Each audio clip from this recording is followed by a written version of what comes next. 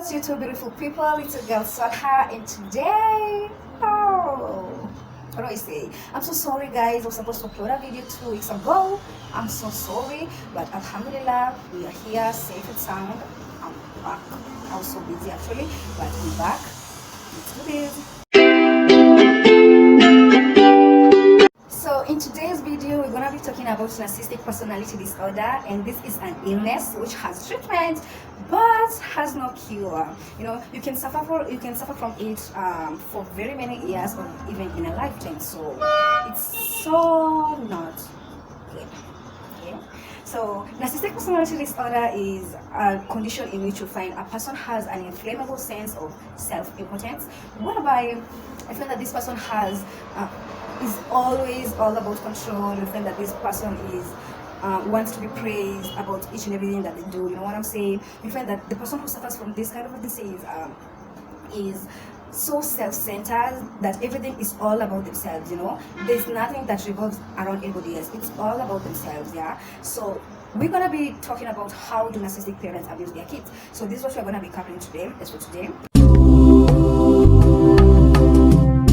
How do narcissistic parents abuse their kids? Point number one,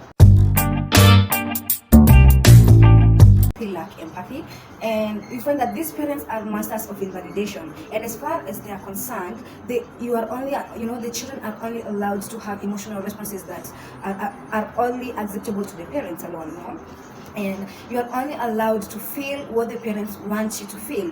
They usually manipulate the situation and dictate what a child can and cannot feel. So if they lack empathy, they can show it to the child. And if the child also lacks the emotional support from the comfort of his or her home, then it will result to the child going to find emotional support somewhere else that is not home, you know, far away from home. And this is when we find that most teenagers run to drugs, and it ends up in, you know, drug abuse. If it's teenagers, it will result to early pregnancies. And this because, you know, when a teenage girl goes out there, finds a man who understands her, who gets to listen to her, because there is no one at her home who is willing to listen to her. You know what I mean? So when this child goes out there, sees or finds someone who give her the emotional support that she needs, then you know what will result.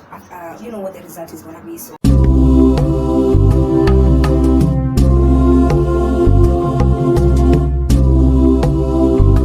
Yeah. Point number two. Everything is all about the parents. These parents have no time to listen to their children. An example is when a child goes outside, plays, and gets hurt and starts crying. The first reaction for these parents, as a normal parent, when you see a child who's hurt, you comfort the child first because the child is in pain. But what a narcissistic parent is gonna do is the parent will first scold the child. You scold the child as if it was the child's fault to get hurt. Accidents do happen, you know that. So there is no point of you scolding the child. I'm gonna give you an example of myself. When I was around 6-7 years old, I was playing hide and seek this one time, and I went and hid myself on a pile of old iron sheets, you know. So when it was time for me to come out of my hiding place, I got a cut from one of the iron sheets, you know, and they were old and rusty. So this means that I had to go to the hospital for an injection because I could have an infection in that wound. But instead of going to the hospital, I went to my mom crying. Blood was all over my leg. Actually, I have a scar on my leg. And when I went to my mom, when my mom saw me, the first thing that she did was, "What have you done to yourself? Why did you do this?" It wasn't my fault that I did that, you know, right? It wasn't my fault doing that. But for my mom, she scolded me as if it was my fault. And actually, I had a few slaps on my back. Yeah, I had a few slaps on my back, and she cleaned my wound, bandaged it, and that was all. You know, she never took me to hospital. So after 3 days, I would go to school, but my leg was so hurting, so I would go to school limping. And my class teacher saw my leg and told me that, go tell your mom to take you to hospital. Did you go to hospital? And I said no. So go tell your mom to take you to hospital. And I went home for lunch that day. That was the that day after I got hurt. I went home for lunch, and when I went home, my mom was like, I found my mom with a friend and told her, mom, my class teacher said that she was supposed to take me to hospital. My leg isn't that much good because it actually had a smell. So when I told my mom, she was like, so how can you take such a small wound to hospital? But then her friend told her, no, let me see that wound. She just saw my wound. It was smelling, the leg was so swelled up, the leg was swollen, and she told her, no, you're supposed to take her to hospital. But my mom had no time to take me to hospital. She's a businesswoman, and she was so busy. Yeah, she was so busy to take me to hospital actually. So one of my aunts who was free is the one who came and took me to hospital. So you can get to see that scenario. She took me to hospital after being told by people to take me to hospital, not because she wanted to take me to hospital. Actually, I'm so sure that if my teacher or rather her friend hadn't told her to take me to the hospital, then she wouldn't have done so, because my mom is the kind of person who getting sick around her is like an offense.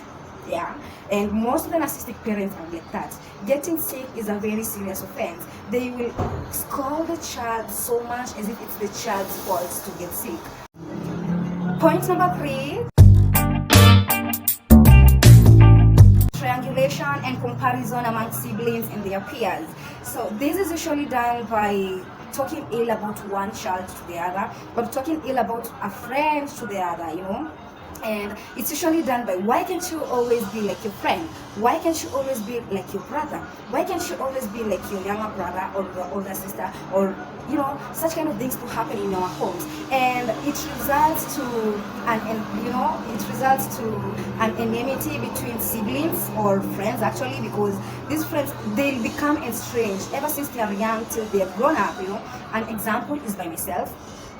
My mom used to tell me, why can't you be like your brother? Why can't you be like your brother? I had this idea in my mind that my brother was her favorite. So there is no day that I had to question her. When we were found in problems, the both of us, she kind of favored my younger brother than me. I was the elder one, so she used to tell me that you are the elder one, so you're the one who's supposed to show the younger one the right way to do. So of course that's true, yeah, of course that's true, but you're not supposed to keep on repeating yourself, why can't you be like your brother? Why can't you be like your brother? And it formed such a gap between me and my brother, because actually, to be honest, my brother and I, we don't have that close relationship ever since we were kids, and I tend to think it's because of the way my mom used to use these words against us, and it's not just, why can't you be like your brother? She also used to tell me, why can't you be like your friends? And let me tell you guys, parents, please stop comparing your kids against each other, because you're gonna make these kids be estranged to each other, okay? Point number 4. Parents force their kids to walk on eggshells. This means that the parents are unpredictable, they are inflexible, they are so touchy, and you find that the kids don't even know what to give to their parents so that not to raise the rent on them, because at one moment these parents are so sweet, and at the next they are so bitter that it's so hard for this child, or rather for the children, to balance their emotions. Point number 5. These parents are never at fault. These parents are never wrong, and admitting to their faults makes them feel like you're stripping them of their superiority, and they think that they are above the rules, so they are never wrong according to them. So to these parents who find that they have buried their insecurities deep into their conscience in such a manner that they are constantly trying to nurture the false self-image that they have created for themselves, and telling them that they are wrong, then it's gonna be met with very terrible consequences, and being told how ungrateful, stupid, and disrespectful you are. Point number 6, and the last point, you find that these parents constantly manipulate their children. Manipulation comes in different forms. You find manipulation through blaming. An example of blaming, we find a parent telling the child, it's your fault that you haven't done this and this. It's your fault that you're not doing this and this. It's your fault that I'm not going to do this and this to you. So blaming the child about something he or she has done, okay? And also manipulation might also be through shaming. An example will be, your poor performance is shaming my family. And maybe the parent tells you this in front of your friend, or in front of your family members, you know. And it's so hurting actually, because I've experienced that, yeah. And we also have the guilt trip. Guilt trip, this is when you find your parents telling you, I've done everything for you and you are so ungrateful. So you find this parent trying to bring the good things that they've done to you in your life, so that they can try to change your mind on something that you want, or rather on something that you are set on doing, yeah.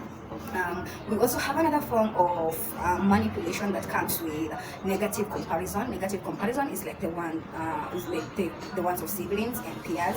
You find that these parents will keep on comparing you to somebody else. The parents say, why can't you be as good as your brother?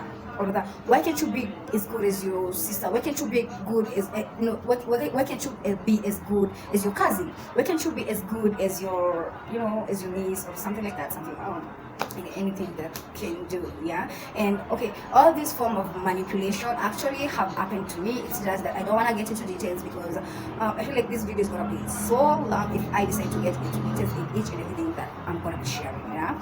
So thank you very much for watching my video. Kindly don't forget to like, don't forget to comment if you have a comment in the comment section down below, and subscribe if you know. Hit all the notification button down there so that you can get to see more of my content. Bye.